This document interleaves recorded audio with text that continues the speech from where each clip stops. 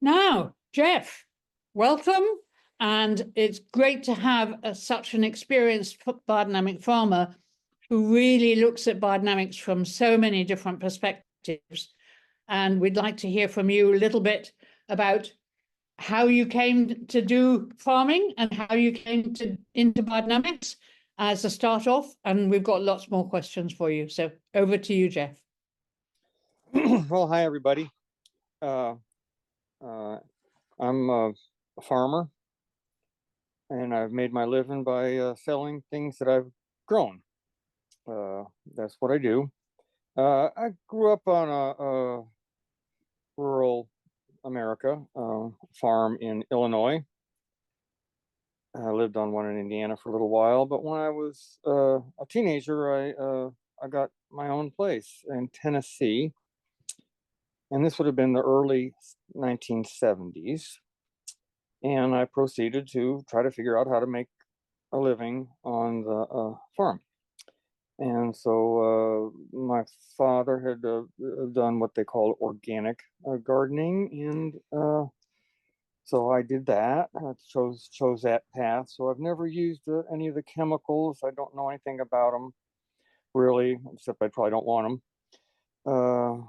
We have maybe 40 head of cattle at any given time. It's a cow-calf operation that operates within a forest, and then at this point, about 5 acres, we put 30 tons of very humidified compost on each of 5 acres. And we use a chisel plow and a harrow to get the ground ready. And then we use a Farmall 140 to make rows and cultivate crops. We grow a lot of potatoes and sweet potatoes, winter squash, onions, things of this nature. And I ran a community support agriculture program for maybe 30 years. We dropped that a couple of years ago. And now I'm wholesaling. A lot of it goes to other people that have community supported agriculture programs. Yeah, how I got into biodynamics. Well, my father had the book. My mom had got the book for him out of a Whole Earth catalog. That was a magazine, came out in the late 60s. So I was aware of it. And then when I started really getting into trying to make a farm organism work, I got the book out again and started studying it and realized that it had some really awesome insight sentences that I thought were phenomenal, and it had a lot of in it that I thought was just really rubbish and I didn't understand at all. And I was told at the time that you don't have to believe in this kind of stuff for it to work. Just give it a whirl. So we tried it. And our potatoes kept really good. The next spring we noticed. And so we tried it again. And sort of that's how we got into it. I immediately started to try and make what are called biodynamic preparations. I've been doing that for 40 years. And visited biodynamic farms early on back in the 80s and felt like they had something going on that the organic farms didn't have, and I wanted to explore that more. That's really great. So you started doing biodynamics and you saw that it made a difference. So that was important to you. Yeah, I wouldn't have kept doing it if it hadn't. Absolutely.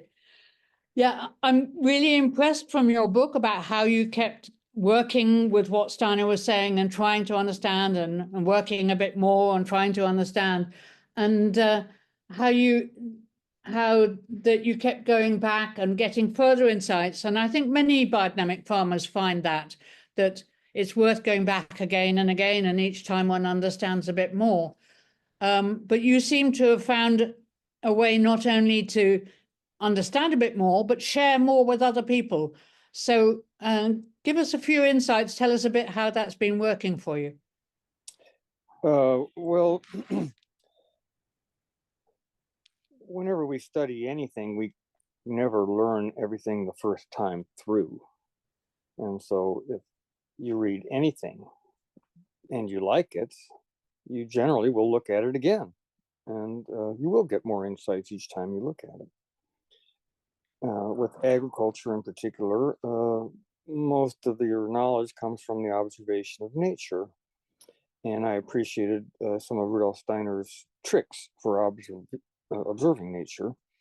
He learned a lot from a guy named Goethe, and the idea of repeated observations of phenomena rather than, looking at something and then drawing a conclusion real quick.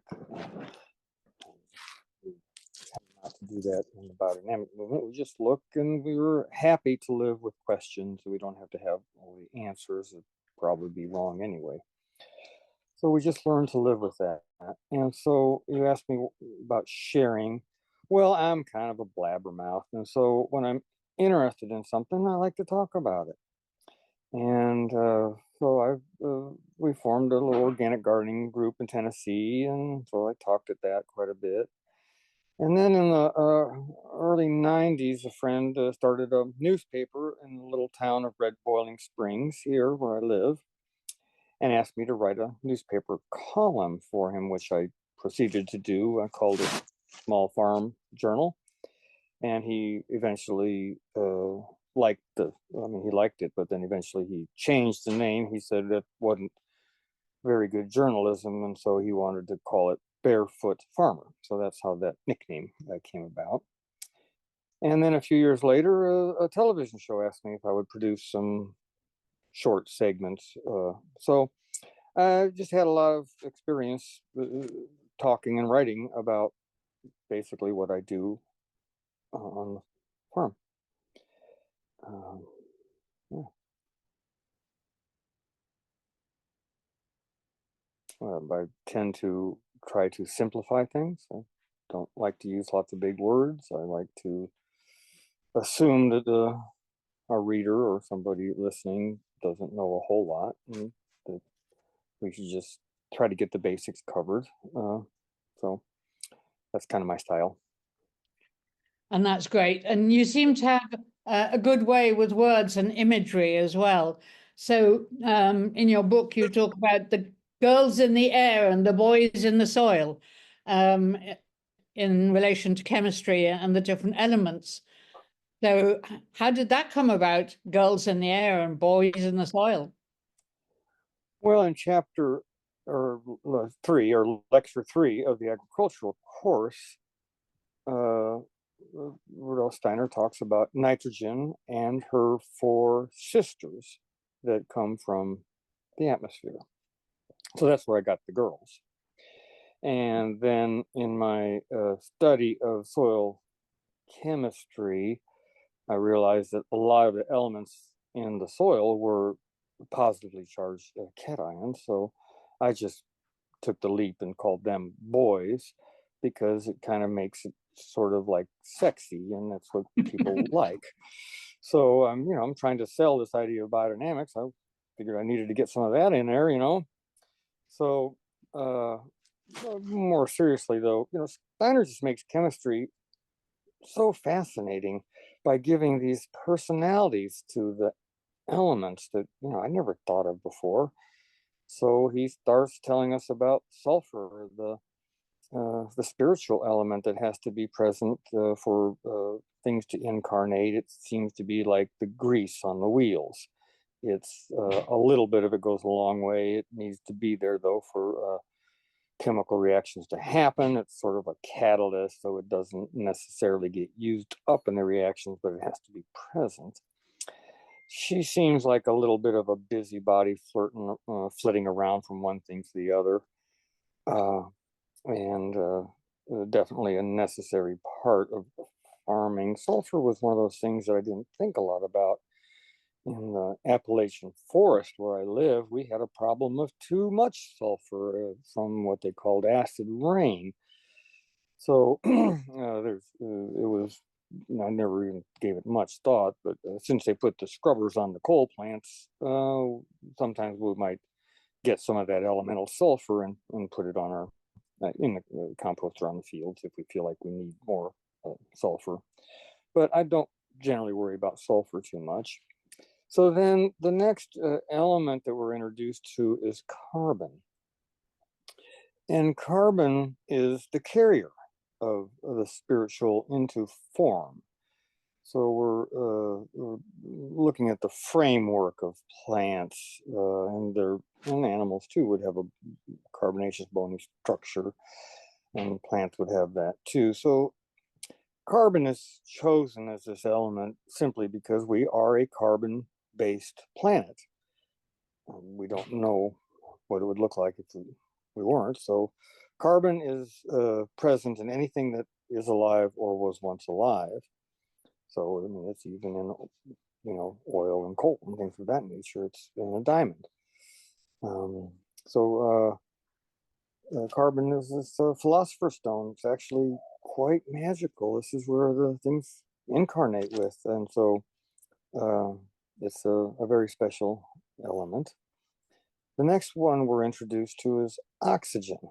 And oxygen is necessary for things to join, to mix. It's oftentimes regarded as Earth might be the carbon, and then the water might be the oxygen. Oxygen is a promiscuous one. It can hook up with any of these elements. Anything that has an "ide" on the end of it. The oxide, say, for example, of hydrogen would be H2O, water. Oxygen joins with nitrogen, carbon for carbon dioxide. It joins with phosphorus for PTO5, and it just joins with everything. And things can't move into plants unless oxygen's involved. So oxygen sort of brings life to this carbonaceous element. Anything that's alive has oxygen. So then we're looking for a mediator between this life in the oxygen and the earth, the carbon, and we find it in nitrogen. 78% of the air is an inert gas called nitrogen. It's triple bonded to itself and extremely hard to break free. So the way it broke free traditionally is through biological activity, or such as growing legumes or utilizing farm animal wastes. Any nitrogen from the air that becomes part of an animal or a legume or anything, wow, we really need to save that because it's really important. Nitrogen is the limiting factor in almost all chemistry, and particularly in agriculture. And so where we get our nitrogen is by no means a matter of indifference. Nitrogen is sort of like the soul that mediates between the spirit and the mind. We have sulfur, we have carbon and oxygen, and the nitrogen mediates between those two, brings those two together. And so it's the bottom line of the whole agricultural course, I think, is a throwback to the way nitrogen was regarded before the synthesis of nitrogen, which totally changed agriculture and agricultural education. This happened around 1914. And by the end of that war that nitrogen that was synthesized helped to prolong, we have those plants turning into fertilized factories and agriculture education changing dramatically from what we learned of in the late 19th century, that every farm had to have livestock, cattle, and grow legume cover crops, to a situation ultimately leading today where crop production and animal husbandry are very segregated and separated, and even in the colleges and stuff, they don't relate. And that is the only way possible for these big companies to sell nitrogen, because once you have animals and legumes, you don't need to buy it. So the other sister, so to speak, would be hydrogen. Hydrogen is quite interesting as it is by far the smallest of the elements. It's way up on the far left-hand corner of your periodic table because it's so teeny and infinitesimally small. But apparently 98% of the universe is composed of hydrogen. So it's the smallest in content, but it's really huge in context. And hydrogen helps with the seed formation and with these elements excarnating. So Steiner is talking in this lecture 3 of nothing more than how life incarnates and discarnates. Boy, that was hard to understand the first time I read it. Yeah. Can you be careful with your papers around the microphone, because they echo quite a lot when you move papers, or something, or there's something that's coming in sometimes and masking your voice. So if you can be just, it seems that there's something being moved close to the microphone. That's just me wiggling. Yeah. Okay. I don't have any That was papers, really but interesting. I'll be careful. Try to be more Thank careful. you. So that's the sisters. So what are the brothers? Well, then you get into the soil, and we have to consider calcium, extremely important. And then calcium has its cation brothers would be potassium and magnesium and sodium, and to a lesser extent, many of the trace elements.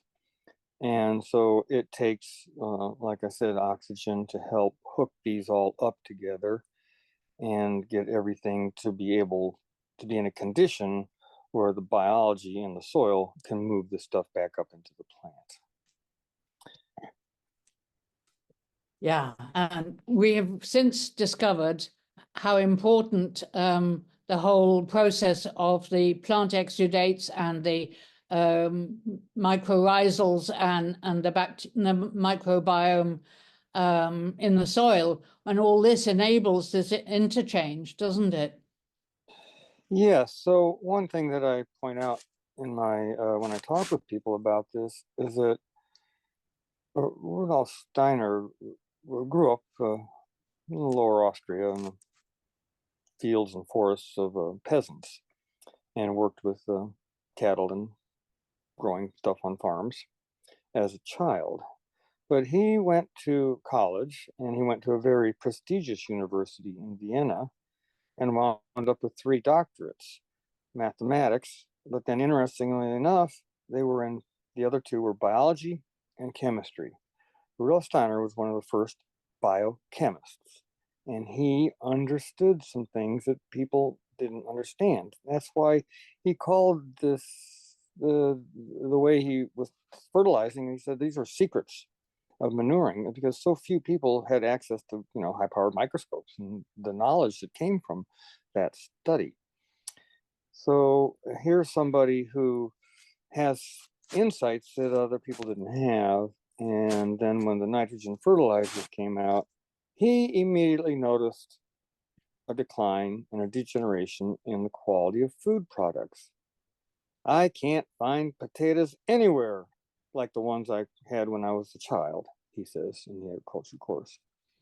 And so we were given this beautiful way of looking at things where we want to get these air elements to hook up with these earth elements, and then we have to lay a foundation of lime, the oxide of calcium, and silica, the oxide of silicon.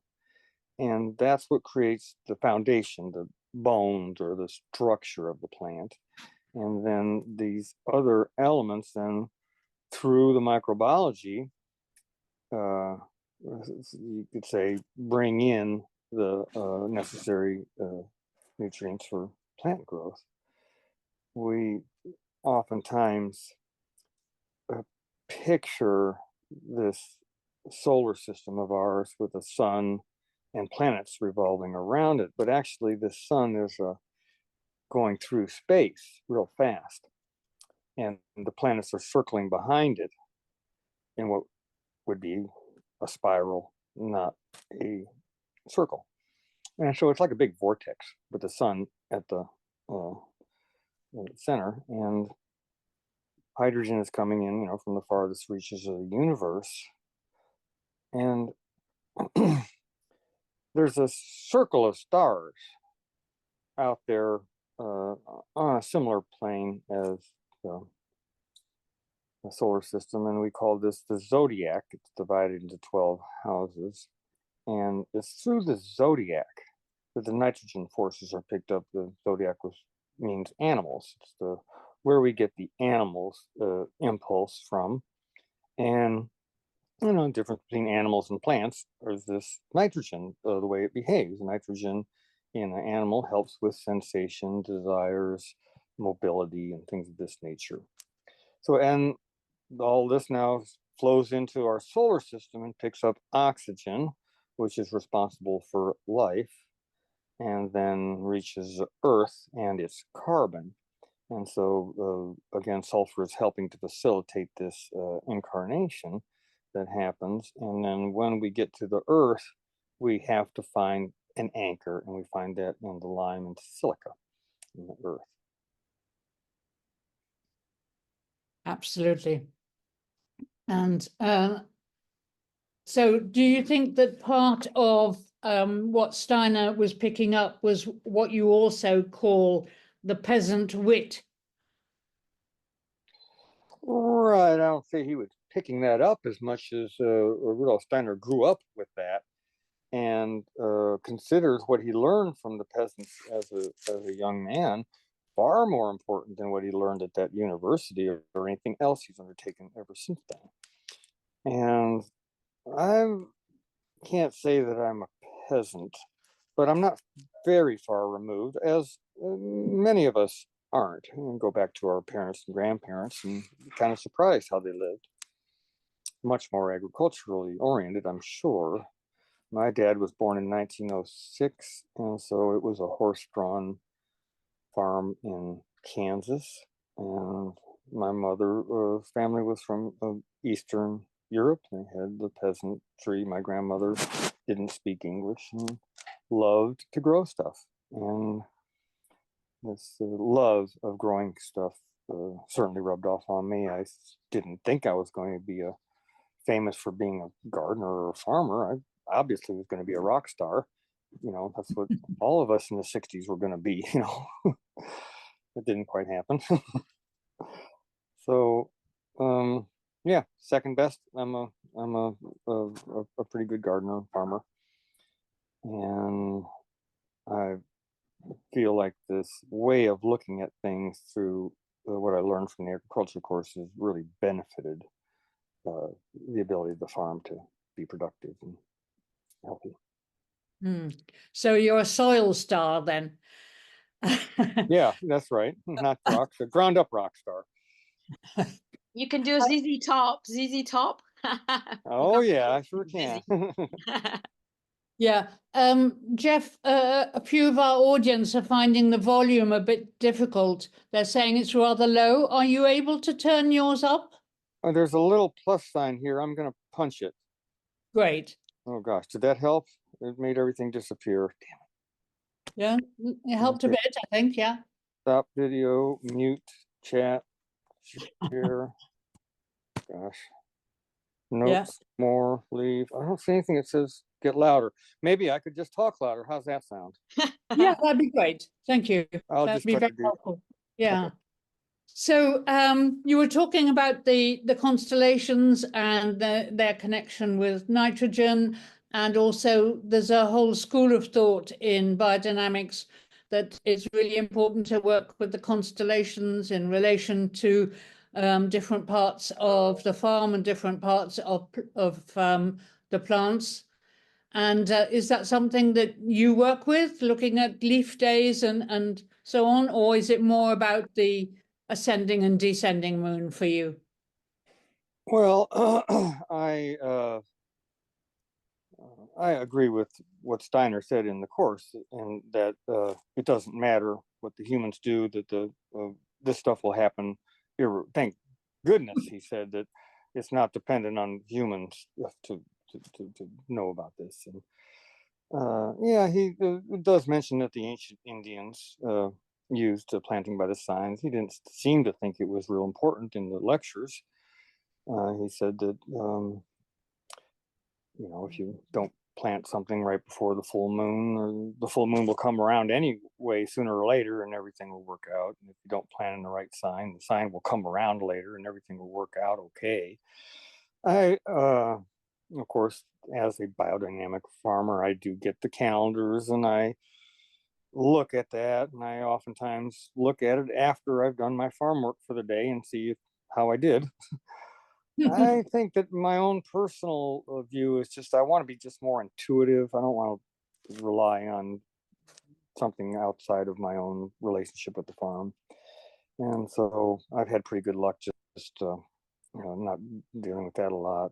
I do like it when it's dry enough to plant, and it's going to be dry in the future, and the sign is Scorpio, and it's a descending moon, and it's 2 days before the full moon, and et cetera, so that just makes me feel good. But there's so many times early on in my career when I would wait for the right sign to come along, and then a rainstorm would prevent me from using that period. And I just sort of it was fun to fool with when I wasn't trying to make a lot of money doing farming. But as a commercial grower, it's really important for me to get that seed in the ground when it needs to be in the ground, and I trust that everything will be okay. I do avoid eclipses. Yeah, great. I think more and more people are avoiding eclipses, but also to some extent nodes as well. That's correct. Sorry. That's true. Yeah, the nodes, Yeah. And perigee. Yeah. You were talking earlier about putting large amounts of compost onto your garden. So tell us a bit more about how you see composting, and what's the heart of biodynamic farming, and how you manage to get so much compost. Right. So Steiner talks quite a bit about compost, and as an organic farmer, before diving into it, I still made lots of compost, and my father, made it too, so I had a pretty good lessons on how to make it. I was known around my county as the boy that would come and clean your manure out of your stalls. Time period in the 70s and 80s where nobody else wanted to do that, and I was happy to do it. And then so now at this point, with our own herd, we make a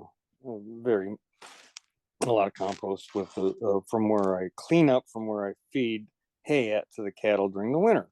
And this would be 100, 120 rolls of hay that we make during the growing season, when the grass grows quicker than the cattle can eat it. And then in the off season, I put it into a spot about the size of a house, and feed it out for a few weeks. And then I take a front end loader and I push that up and add a little soil. I've got a rotted wood chip pile nearby, and anything else I might think should go in there.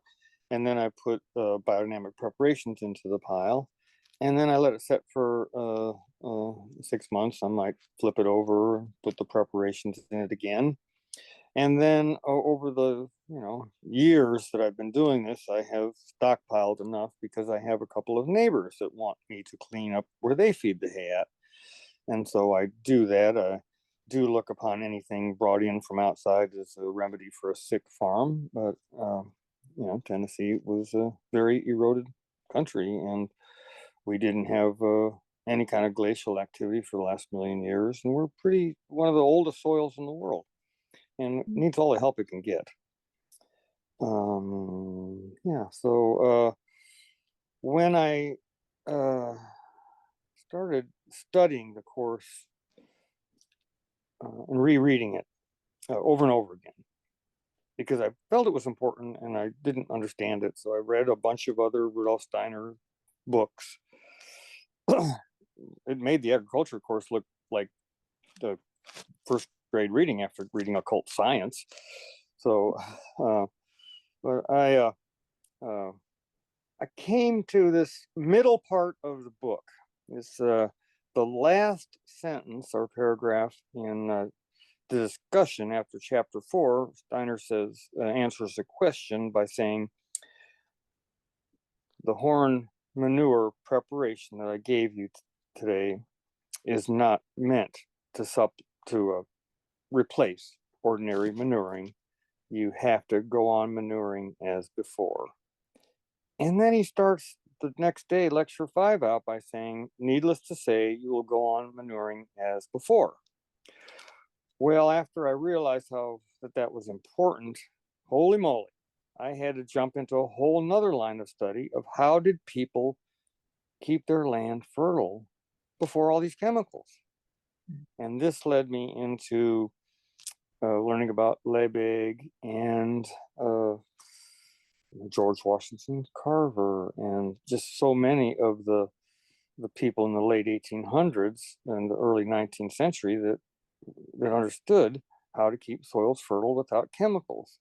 One of my favorites is Cyril Hopkins, a USDA professor at the University of Illinois, who was like, all we need to do is ensure that there's adequate phosphates, and then we can grow legumes, and we can have cattle and feed the legumes to the cattle, and we can collect all the wastes, and we can just be careful that nothing is wasted, and keep the crop rotations and all this going on. And most soils can grow crops for thousands of years with no inputs. This is from the USDA before they got sort of bought up by the advertising agencies of the nitrogen fertilizer weapons industry. So Peter Henderson, a market gardener, wrote in 1867 that he wouldn't even consider growing a garden unless he put 75 tons of fermented manure on each acre every year. Why would you even bother to try? And so many of the recommendations for vegetables were extremely high amounts. I was like putting on a ton or 2 or maybe 5, but I wasn't really dousing the land. So I started doing that. And my goodness gracious, it made such a difference. No more bug problems, no more diseases, didn't have to water. I never watered anyway, but the droughts didn't seem to bother it. Extra rain ran off because I had formed a real healthy live humus. And that's sort of the key to easy farming. And so I like to say that biodynamics is the easiest and cheapest way to grow things. It's you just don't have to buy stuff, and that's really handy if you don't have any money. So I like when the compost is humified, very little smell. I don't want any of that nitrate smell. I want it to be just ready to be on the soil with my plants and not be hot, so to speak. So you like really mature, good, well composted compost? Yeah, I've grown crops before with not well composted compost, and you can grow stuff, but you'll have more weeds, and if there's nitrates, then the plants won't have as much sugar, because they have to convert that to an amino acid. Whereas if you can just feed them the amino acid directly, they taste sweeter. They don't get those holes in the leaves. Yeah, absolutely. Yeah, and when you're not feeding them soluble nitrates, then it's a whole different process, and the soil is much more sustainable, isn't it? Right, and resilient. Yeah, resilient, absolutely. Yeah, because the solubles are the ones that disappear while you've got your back turned. Well, and also we don't really want our plants to get any fertilizers that they don't ask for. So as this hydrogen, which is the intelligence of the universe, hooks up with the carbon and the oxygen, the form and the life, it forms carbohydrates in the plant, and these sink down and out as root exudates picking up signals from the plant about what would make the plant grow better. You know, maybe the plant needs some potassium and the plant's starting to lean because the stalk is weak. And these microbes then pick up this, they pick up this information. There's an intelligence down there. And so they follow these little, you could call them tunnels of fungal hyphae. They're tubes. They're coated in silica, just like the vascular bundles in the plant, and they're connected. And because silica is not water soluble, the things can't go in and out of the tube through the tube.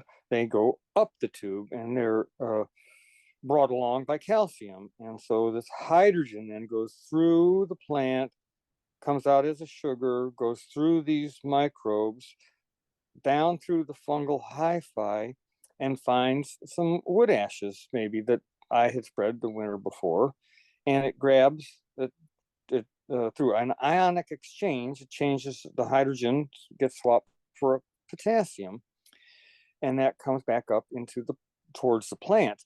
Now, mind you, if I get in there and cultivate, I cut that fungal hyphae off, and then the potassium can't get to the plant. But luckily, an earthworm comes along and it eats the fungal hyphae with the potassium in it, and then it crawls over towards the plant. Unfortunately, a bird comes and picks up the worm and carries it off into a tree. So then you got your potassium ion inside of a bird up in a tree, but fortunately the bird poops. And a mouse walks through that, and the mouse gets this on its feet, and it starts walking towards the plant, but unfortunately a snake eats the mouse. And so then we don't know what's going to happen, but the snake goes over to the plant, sheds its skin, and the potassium ion gets to the plant. And so it's so interconnected and complicated. We're not going to understand exactly how this works. We just need to know that human beings have been living with plants and animals for a long, long time, and we know how to grow plants and animals. It's innate in us. We would starve if we didn't have that knowledge. And to count on the weapons industry to supply our food seems to be very problematic. Absolutely. And it becomes a whole cycle of big business that is out of our hands. Whereas when we're working, as you were mentioning earlier, with the farm organism, then it's much more within our zone of activity, and we can work with nature. So tell us a bit more about how you see the farm organism, because you're saying that you bring in quite a lot of manure from other places, and yet that's very beneficial to your place. Yeah, I could do without it, but it helps neighbors out, and it certainly helps the farm out. And it helps that a lot of my neighbors who don't make compost, they can come over here and get compost from my pile too. And I make a lot of these biodynamic preparations, and I need to do something with them. There doesn't seem to be a huge biodynamic movement in our country. And so I just throw them in my manure piles and make a lot of compost with them. So I look upon the farm organism as being sort of wrapped around nitrogen and my meditation. And the ability for me to be a human being relies on the nitrogen in my air going through a legume or an animal and ending up in the soil, in the air, in the soil. And then that becomes part of the protein of the plants that eventually I eat and become a vehicle for consciousness. And so that I can then meditate some more and try to get insights from the nitrogen that's connecting everything. And then continuing on with that. So yeah, we have maybe 150 acres of forest land on our farm, ranging from old growth to places that I've let grow up over the last 30, 40 years. We have a really pretty creek that goes through, right, dissects the farm and has water in it all the time. We have wetlands and ponds and branches and things of this nature. We have about a dozen different paddocks that we have the cattle move through that, and if I want to, I can subdivide those paddocks with electric fencing and move them even more as I try to transition out of vegetable production and am doing more work with the cattle rotations. Gives me a little more time, and then I have this cropland, and the cropland is the vegetables primarily. We got up to about 10 acres for many years, maybe 15 years, but now we're down to about 5. And in these, I do strict rotations. It's a 4-year rotation of Irish potato, and then a winter squash, followed by sweet potato, followed by mixed vegetables. And I believe the crop rotations were very important in the ages ago. They were more or less written in stone. Farmers didn't decide what to grow. They were told they could have this land, but they had to grow wheat this year. You had to grow barley the next year, turnips or pasture or hay, whatever. It was, they knew what made it work, and they kept with it. They stuck to that pretty religiously. And so I'm a big believer in the crop rotations. It's very important. And the type of livestock I have, primarily cattle, beef cattle. Like I said earlier, it's a cow-calf operation. So I sell calves once a year. And then Jen has a few dairy goats, so we have our milk and cheese come from them. And like any other farm, we chickens and pigs and various things like that, dogs and kitties. So you have a diversity to keep the biodiversity going and the health of the farm. Mostly just because I like to eat all those products. Sounds like you've got an interesting crop rotation. We can't grow sweet potatoes in this country, but you get more warmth than we do, I think. Yeah, we grow really good watermelon, tomato, pepper, sweet potato, okra, things of that nature. What we have trouble with would be your broccoli and cauliflower and leeks and the things that Great Britain would have much better with, I'm sure. Yeah. So before we hand over to the questions, tell us just a little bit about how you came to be a sort of local coordinator for biodynamics in the southeast of the States, and what extra that brings to the area and to you. Right. So there was 3 mentors that I had. 2 of them lived in the South, Virginia and Georgia, and the other one lived in Ohio, Harvey Lyle. But he was a rebel like us, he said, and he called us the rebels. Us in the South were generally not brought into the conversation much, and as far as the United States politics and various things, it's kind of just there. Don't have we're not known for intelligence or anything like that. It's more like hard workers, maybe. So we decided in 1987 that we would have a biodynamic conference, and have had one every year since then. And I have been the organizer of that because I felt it was important and nobody else wanted to do it. That's probably why you're the executive director. It's really hard to get people to do these things. And so, yeah, there's an element to that. So we read from the agriculture course at that first conference, and we continued to read at every conference. And so reading the agriculture course and eating food from biodynamic farms are the pillars of our conference. More important than the lectures, I'm sure. They're very kid-friendly and loosely organized. They always happen on a farm. It's an annual event in the fall around Michaelmas, and we charged $125 of 1987, and we still charge the same amount now. It doesn't really cost anything. It's just a way for people to pay a little bit. They listen better. And we get about 150 people come every year. And so for all those years, I think it's 38, we don't have any dues. There's no newsletter. You are become a member simply by showing up at the conference.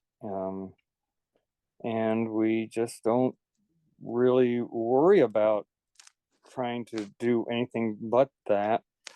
I am available for talking, and if people want to call me or email me or write me a letter or come visit, I make myself available for that.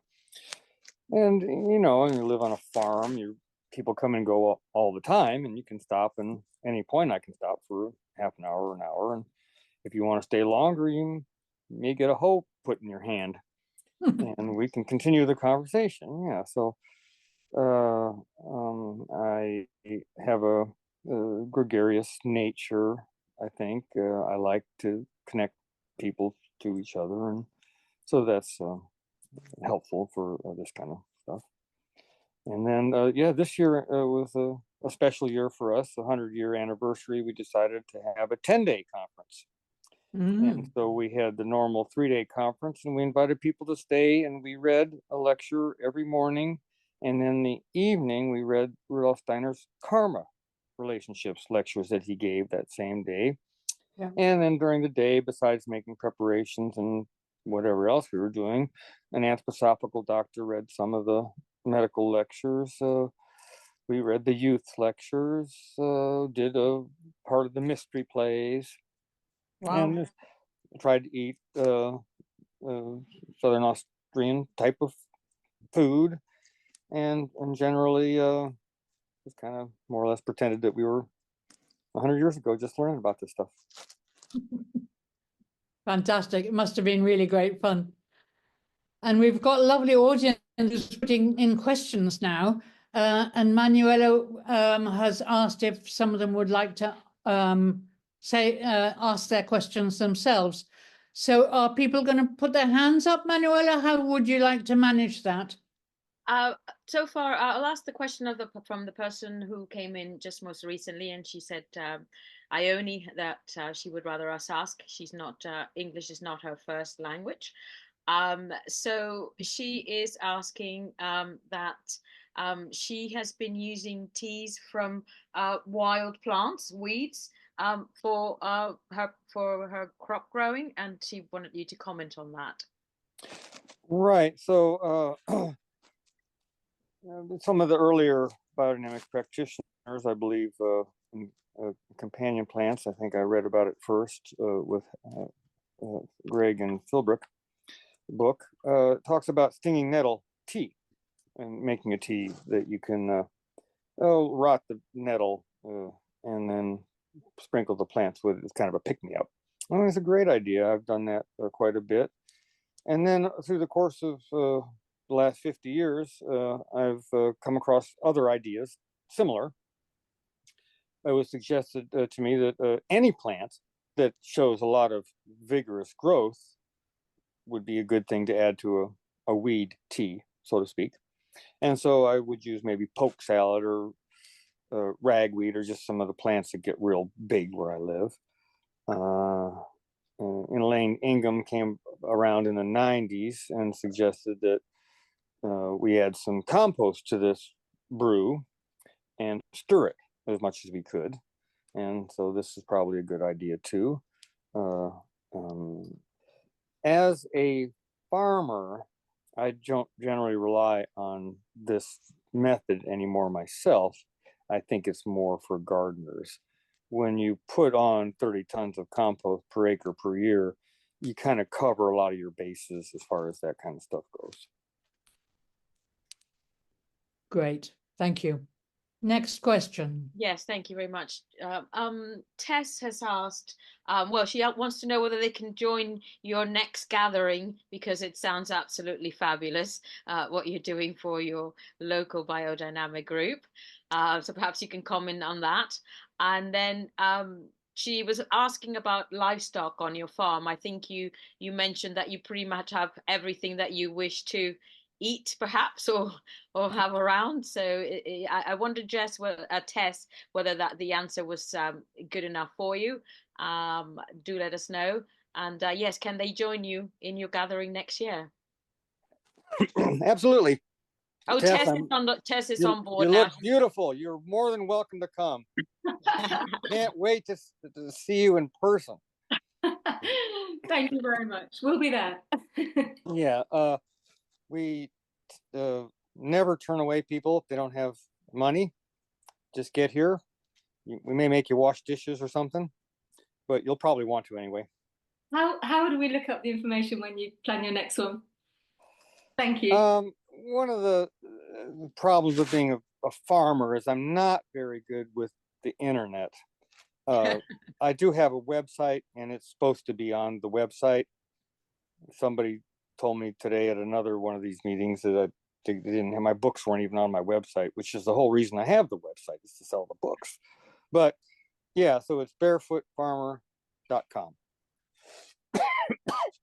Great. Yeah, and we have a large conference in usually the first week of October, and then a smaller one sometime at the end of May. And that would be when we make the preparations at these two events. Oh, thank you. Thank you for the book. It's great. Good. Thank you for your question, Tess. I have a question here from Clementine. She says, our neighbor farmer helped us move the winter bedding from our cattle to try and make compost from it. And we added biodynamic prep to it. We don't have an area of hard standing for it or any machinery to turn it. So it has been taken over with nettles. Advice on how we might manage this better without machinery for turning. Thank you. I'm envious of y'all that have nettle growing wild. What a great plant. I would be tickled to death if nettle covered my compost piles. It seems to make really good soil underneath where it grows. One thing that I didn't know early on in my career that I learned after about 10 years of composting was the importance of adding soil. So you have to put some soil in there to get the manures heading towards the right direction, so to speak. They more or less have a lot of minerals. The subsoil, of course, has the minerals and the clay, and then also you would have the biological activity that's involved in the humus part of your soils. These are all great additions to the compost pile, and you don't have to turn your pile. All you have to do is just wait. And so if you want to have some compost quicker, you're going to have to get in there with a fork and turn it and re-aerate it and mix it up. I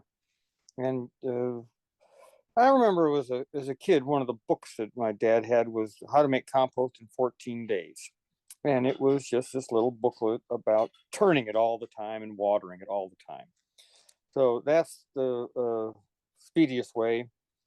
A lot of people just turn it maybe after 6 months and then use it after a year. And that works fine.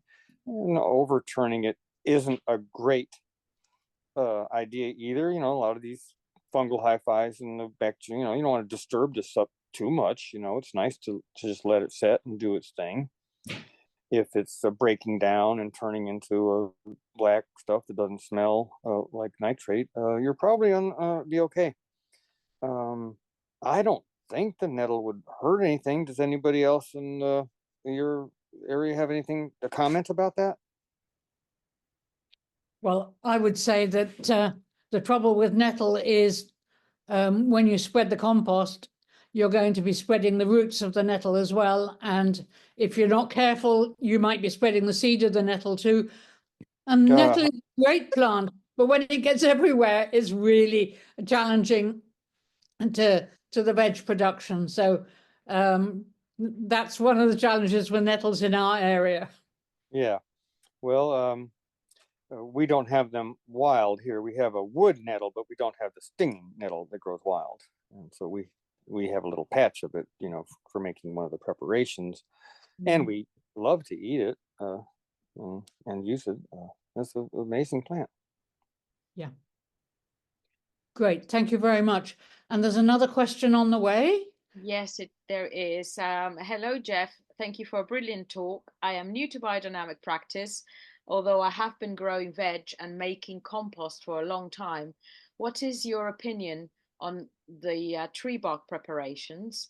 I don't have access to animal organs and would like to make some preparations myself. Thank you. And that is from Anna. Thank you, Anna, for your question. The tree bark preparation, meaning the white oak preparation? Yes. No, Maria oak Thun. bark. Maria Thun has talked about using different barks instead of using the animal sheaths. Cool. Well, experiment, try it. Let me know how it comes out. I've never tried it. It'd be foolish of me to comment on it. I learned the biodynamic method through that book, Agriculture, the agriculture course, and it doesn't mention anything about that in there. So I didn't, I know of Maria Thun, and I've read some of her work. Seems like I kind of remember that. It's for people that suffer from vegetarianism, oftentimes, or veganism, that want to use this. We've had friends try to make preparations in gourds, or maybe a conch shell, or something like that. I have no problem with all that kind of stuff.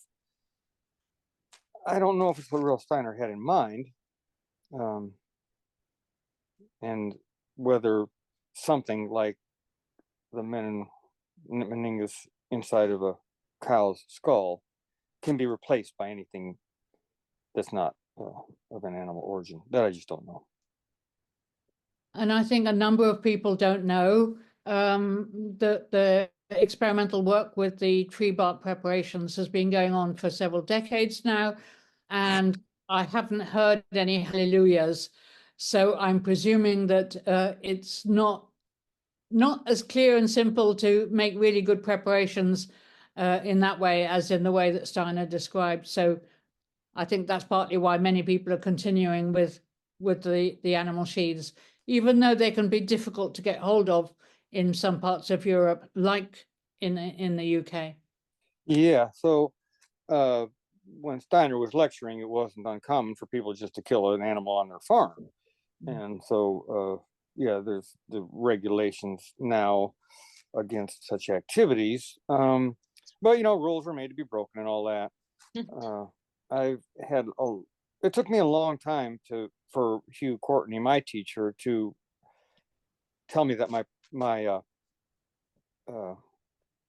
preparations were good. I guess that was part of him trying to get me to make them better.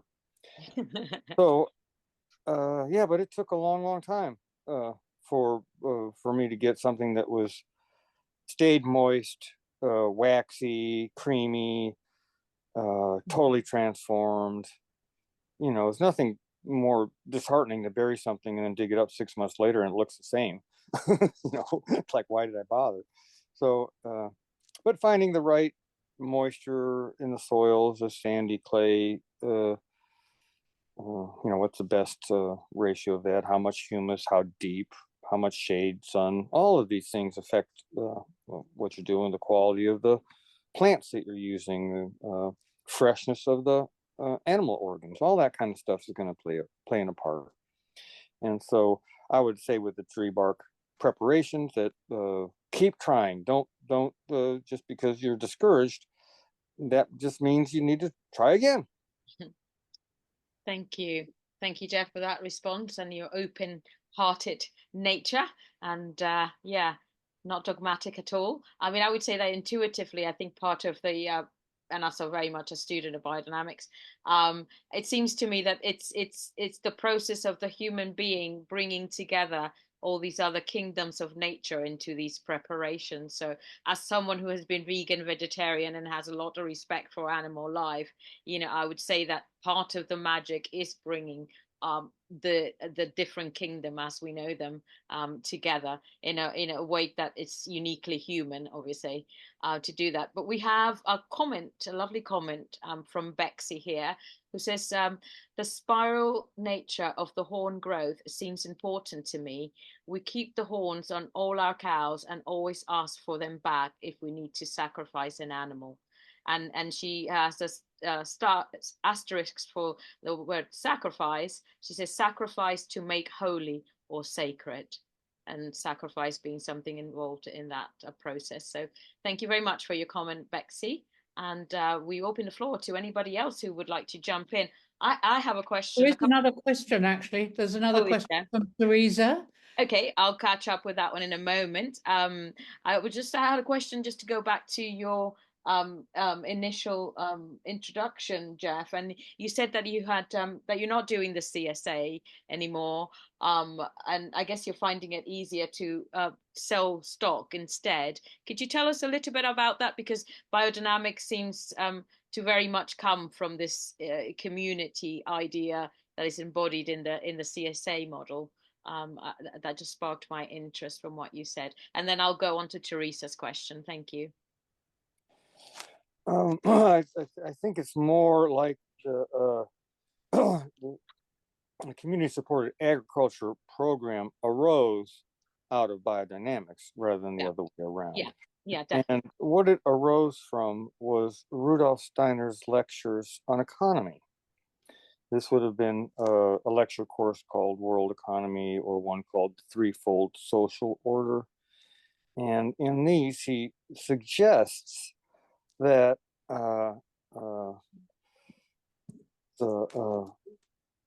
it's better for people to rely on the labor of other people for their sustenance, and to donate our labor for other people's sustenance. That's a social axiom. And the idea there is that, I mean, I could grow all my own food and eat it by myself, but then I would be a hermit. There's no social interaction. And so the community-supported agriculture rose out of the revelation of Hartmut von Heetze and some of these other pioneers in the 60s, when they realized they were simply working too hard. He was milking cows and then delivering the milk with his bicycle. And he just thought, my goodness, I'm working too much. I could be so much better farmer if they would just come and somebody else would do the delivering for us. And if the customers were already lined up. And so through his thinking, there was a Japanese movement, similarly, find the face of the farmer. And these came to life in America in the mid 80s through the work of Trauger, Grow, and the Temple Wilton community, where they just asked invited 100 people over and said, look, we'll grow all your vegetables. We're going to need $100,000 to do it. And we got 3 farmers. I think they had a dairyman, a grain orchardist guy, and a vegetable grower, fruit grower, and they sort of laid out a budget. They went around the room, and people could just offer as much as they wanted to give. And when they got to the end of the circle, they didn't have the $100,000, and 3 farmers stood up and walked out of the room. In which case, some of the people said, "No, come back here. Let's do this again." So they came back, and eventually they got the money they needed, and that's how the CSA movement started. It comes from the idea of giving what you can and taking what you need, and these are very important ways of looking at economy. The value for something I grow is not what it costs me to grow it. The value is what it's going to cost me to grow it again. When people ask me to sell them a potato, I say I would tell them I can't sell you a potato. All I can do is sell you a part of the farm that grows potatoes. And they would like, what are you talking about? And I was like, well, no, it's going to cost me $100,000 to run this farm next year. So I have to get that from all the stuff that I sell. I'm going to give a lot of it away, and then I'm going to charge other people a lot more than it's worth, if they have money. And we have to make this work regardless of people's circumstances. Agriculture has to continue regardless of economics. The first thing that Steiner points out in the agriculture course is economists should not be telling farmers what to grow. We have to separate that out, and we need to farm according to what our land needs, according to what's best for humanity. It has nothing to do with money. It has to do with spiritual impulses. Yeah.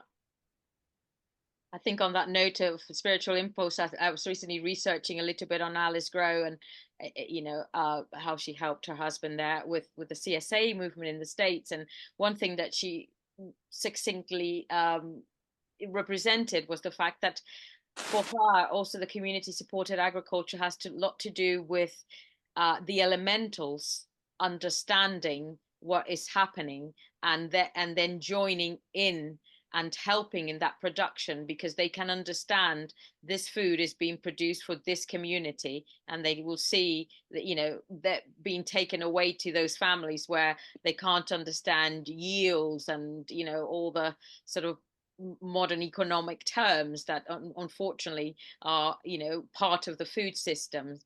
But when you strip that and then you call on the elementals and they can see the direct relationship, no middleman or anything else, then they also are brought forth to really help the job of the farmer. So I thought that's a lovely way to perhaps think about that one.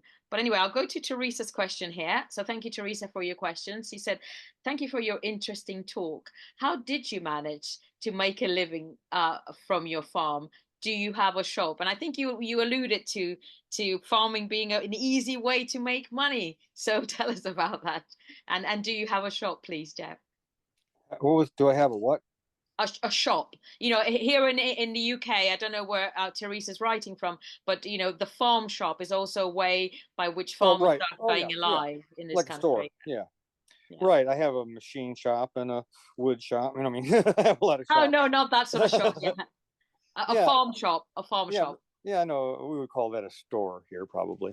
Oh, that's the one. Yes. Yeah. That's probably just a semantic. Yeah. So, how did I make money farming? Well, I started out by grafting fruit trees because I thought that there was a back to the land movement and everybody was going to want to put out an orchard. That didn't seem to be the case. So then people asked me to buy vegetables, so I started selling them vegetables, and it just happened that I was growing vegetables at a time when the farm community where I live, and I think pretty much all around the world, quit growing gardens, and the kids moved into the cities and to go up here. They went up north to go to factories, and people just weren't gardening like they used to, and consequently, vegetables became a commodity for me, something that I could grow and sell. How do I make money? I think I usually answer that by telling people I don't spend money. And so anytime I make money, it's really hard to get that from me. Kind of like trying to get blood out of a turnip. So when I say how do I save money? Well, I think we already talked about I don't buy fertilizers and I don't use pesticides or insecticides. My lifestyle is very simplistic. I believe that that's necessary. Whenever a farm has wealth, the farming isn't as good a quality. The people just buy things instead of being able to really delve into the problem and find out what's going on. So you just don't need a lot of stuff if you got a farm. You've got your own food. It's highly entertaining. People come visit because you've got food and it's entertaining. Don't have time to go spend much money. And I just don't really think much about that. I just live simply, for example, I don't ever buy clothes, if I do, it's in a goodwill, you know. I don't need that stuff. I don't. Yeah. So I try not to let money be a ruler over my decisions on the farm. I know that this farm can produce 60 to 80,000 pounds of produce every year, and probably 20,000 pounds of calves, and I just have to price that so that it covers my budget and buys all the things that I do need. And there are things that are necessary to run a farm. The tractors break down, you have to fix them.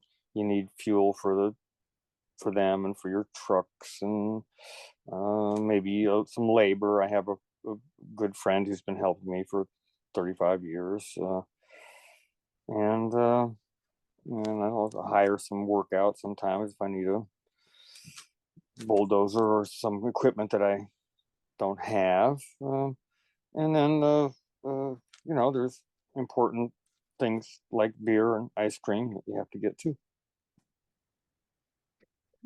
So you were saying you did have a CSA and now you're doing more wholesale. So I take it you don't have a farm store, you don't have a Right, shop. yeah. So I never did do the farm store thing. I live way out in the country. There's no traffic here. I have what we call the shop, interestingly enough, in town, and that's where I store vegetables. I've tooled around with having a little farmer's market and things of this nature, but it's a very small community and there's no money where I live. So my income stems from Nashville, and I take stuff down there, and it does end up in farm stores and shops often. I've sold over the years a lot to grocery stores or places of that nature. I really believe in the CSA model. The reason that I'm not doing it is simply because I got older and I don't want to run around as much. The whole hustle and bustle of every week trying to get 200 or 100, however many members fed. That's for younger people.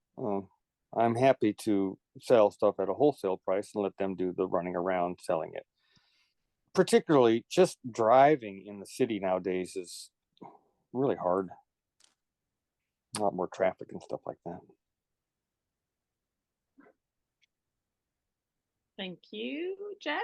While everyone prepares for any more questions, we have about 10 minutes before we close this evening. It's gone really quick, and I think there's so many good reasons to buy your book. It's a very light reading, I think a perfect Christmas present, and it's also a bit funny.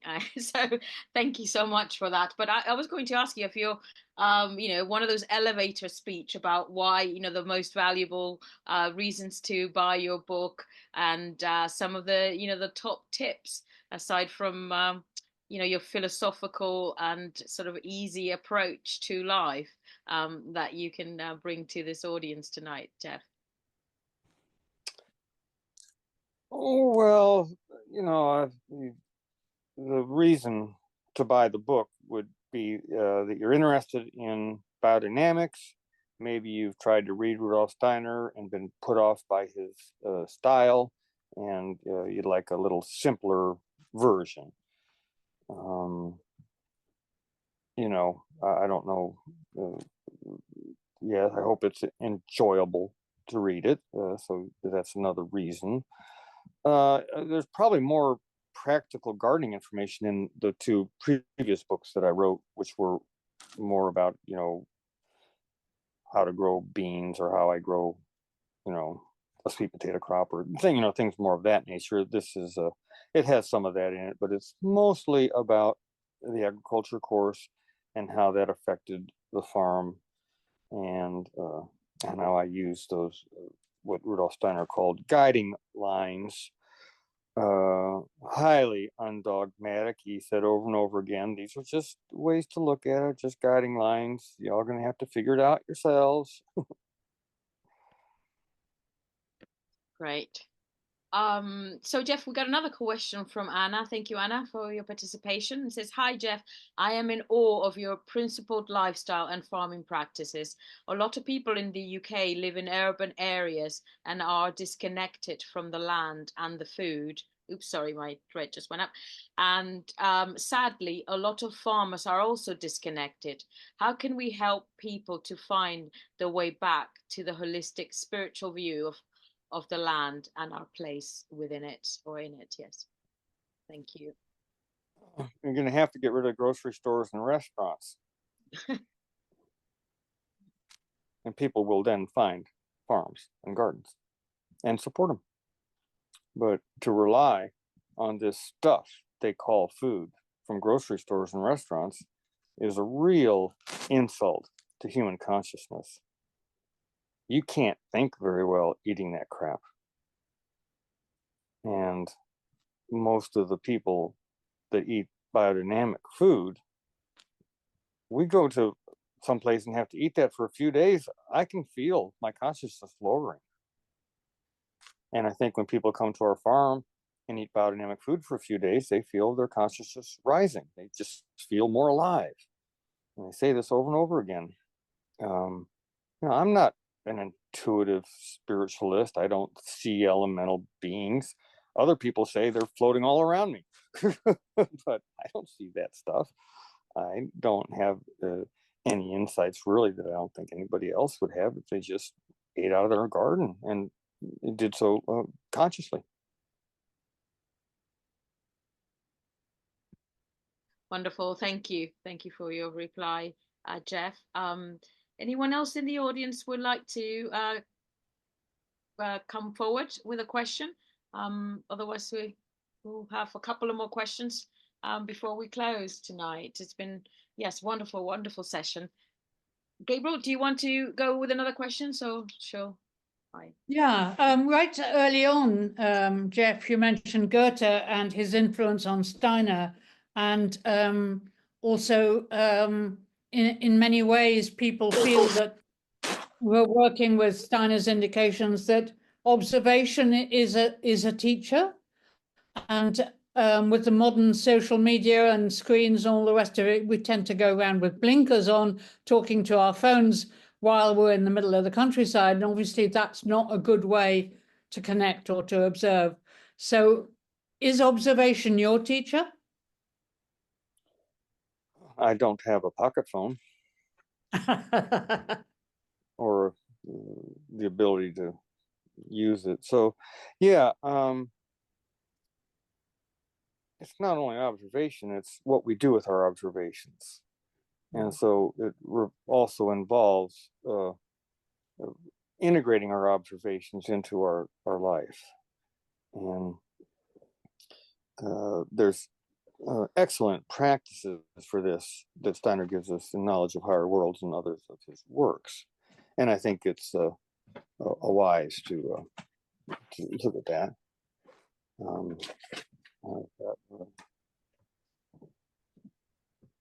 Okay, bye. Sorry. Observation is the key to intelligence. There's just no way around it. If you don't observe stuff, how can you know about it? And I'm not talking about reading what somebody else said, although that is an observation. I'm talking about looking at stuff and looking at a plant or an animal and then not thinking about what you saw, but just looking at it again freshly, and just to continue observing phenomena without putting concepts and perceptions. It should just be what you're observing, and then let that work on you. And there's excellent meditations on a seed or a flower or a plant. These things are really valuable. And in just your garden, oh gosh, I can remember when I first started gardening, and I would have, say, for example, a Colorado potato beetle, and so then I would call my dad up. Dad, what do you do about these things? Oh, we don't have them up in Illinois. Okay.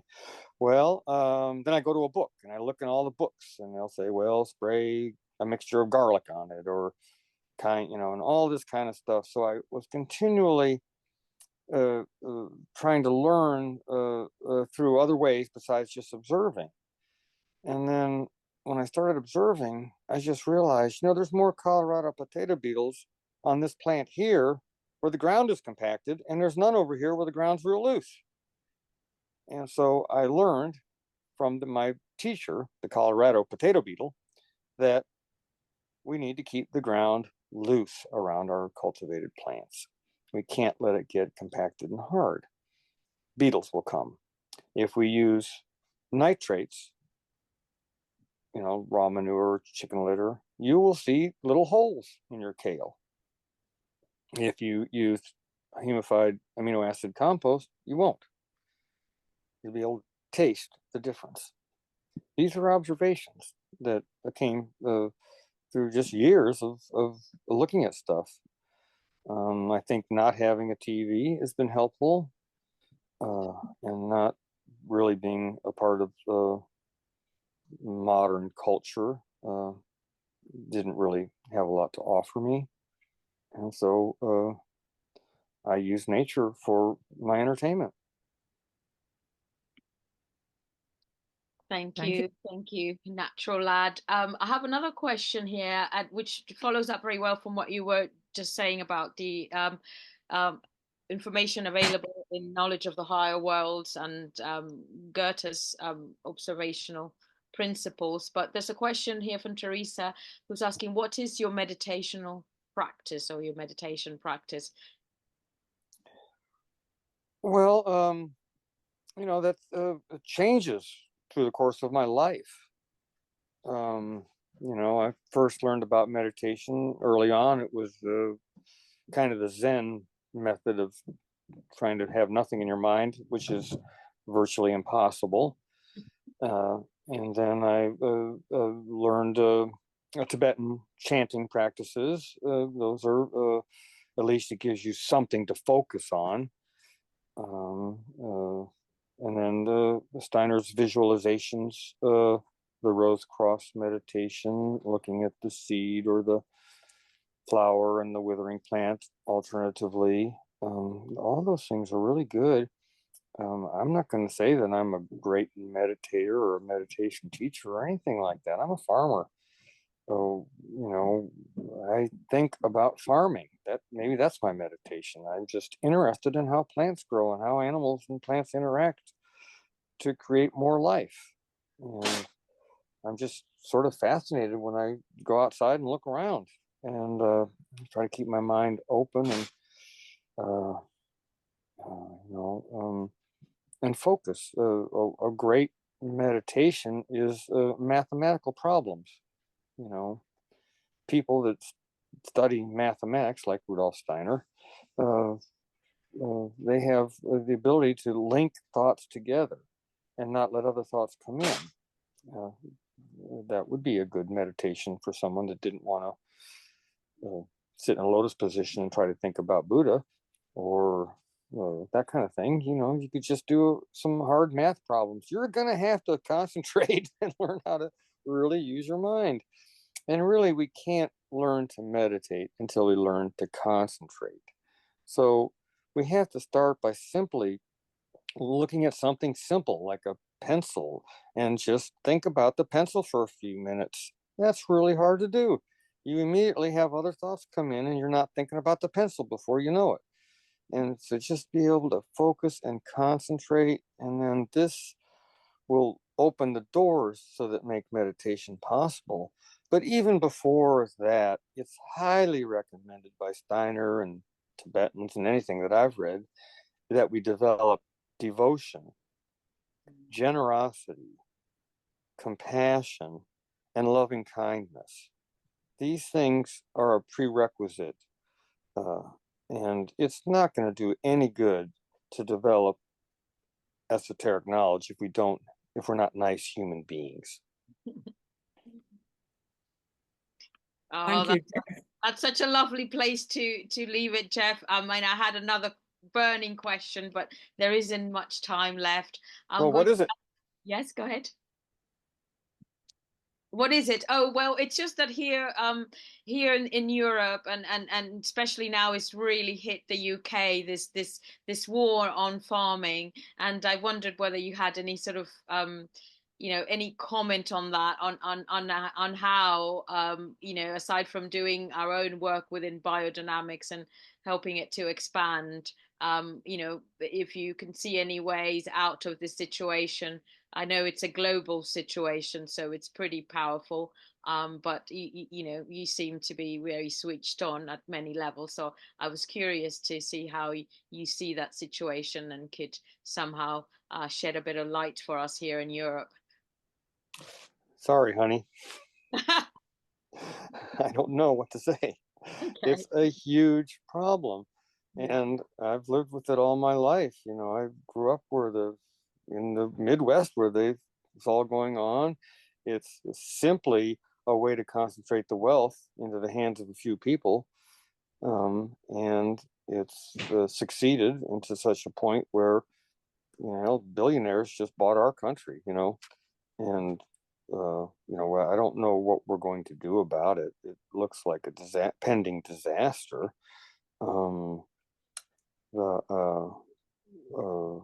I do believe that nature and the soils have an immense ability to spring back to life with the proper care, manures and things.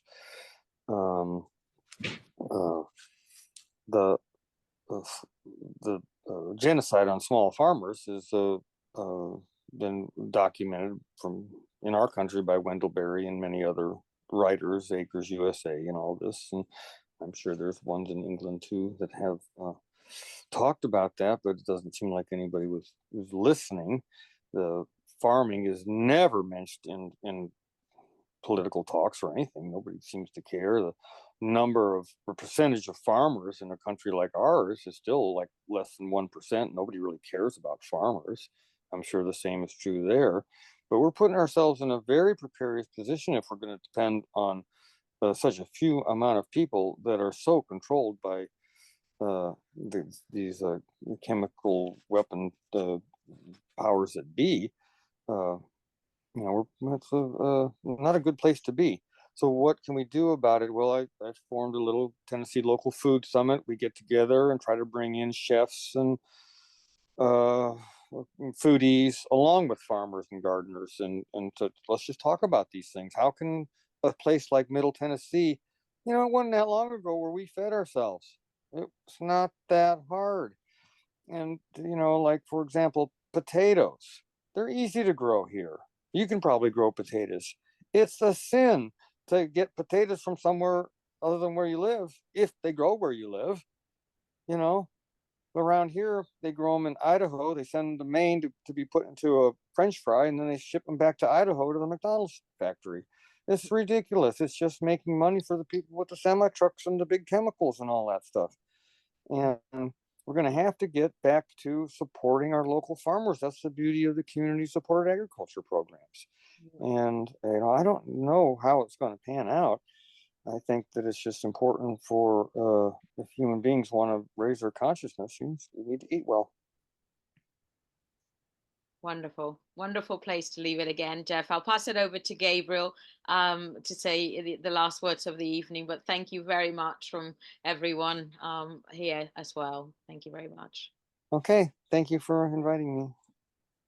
It's been a real pleasure to invite you, to have you hear about your experiences, your perspectives, and your great perceptions of working into what Steiner has to say. Because when you first approach it, it can seem really difficult to penetrate. And so with your help and your book, we'll be able to circulate that around and encourage more people to work more on it and get their new perceptions. And so thank you very much, Jeff. That's really great. And thank you, everybody, for coming and for putting your questions and being with us. It's been a lovely evening sharing around biodynamics and the value of what Steiner had to say 100 years ago that is still so valid. And as Jeff was saying, we need to pull ourselves together with the other people who care about food and keep that consciousness of how important food is in our minds, in our society. Thank you very much, everybody. 3 times a day.